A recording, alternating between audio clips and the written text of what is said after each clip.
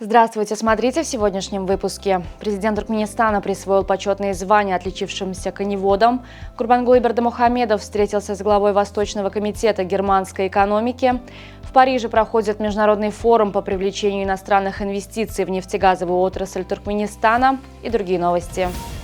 В Ашхабаде состоялась встреча президента Туркменистана Сердара Бердымухамедова с государственным секретарем по иностранным делам Содружества и развития Великобритании Дэвидом Кэмероном.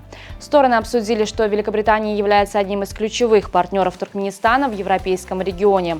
Отношения стран поступательно развиваются на основе взаимопонимания, дружбы и обоюдного уважения. Национальный лидер туркменского народа, председатель Халк Маслихаты Туркменистана Гурбангулы Бердымухамедов провел встречу с исполнительным директором Восточного комитета германской экономики Михаэлем Хармсом. Стороны обсудили перспективы дальнейшего укрепления туркмено-германского партнерства. В ходе встречи Хармс передал приветствия и наилучшие пожелания от президента Германии Франка-Вальтера Штайнмайера и канцлера ФРГ Олафа Шольца.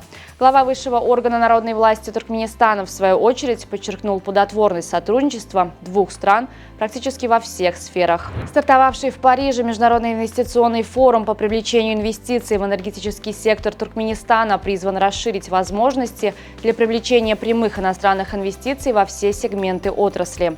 Об этом, выступая на мероприятии, заявил советник президента Туркменистана по нефтегазовым вопросам Ашыргулы Беглиев. В городе Аркадак состоялось 14-е заседание Международной ассоциации ахалтекинского коневодства в преддверии широко отмечаемого национального праздника туркменского скакуна.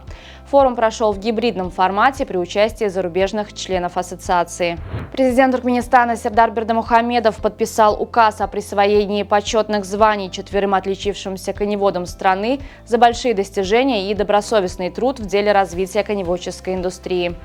В Туркменистане вводятся новые обязательные нормы и правила строительства индивидуальных жилых домов коттеджного типа.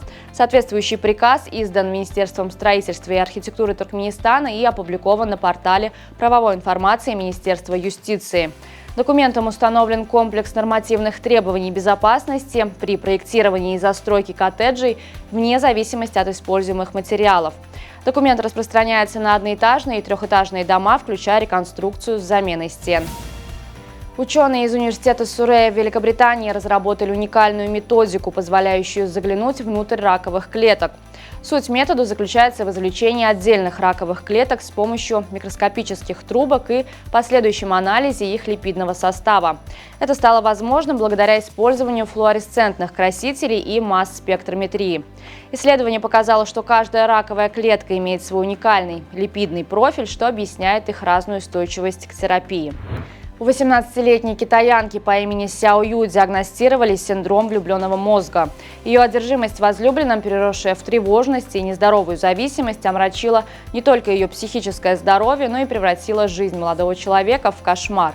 Сяо Ю требовала от своего партнера постоянного контроля и немедленного ответа на сообщения в любое время суток, сопровождая их требованиями включить камеру. В один из дней, не получив ответа ни на один из более чем 100 звонков, девушка впала в ярость. Она разгромила свою квартиру и пригрозила самоубийством. К счастью, вовремя подоспевшая полиция, вызванная парнем, спасла девушку от опрометчивого шага. Тунда Накоя из Нигерии и Шон Мартинес из США установили новый мировой рекорд по продолжительности шахматной партии, сыграв 60 часов подряд.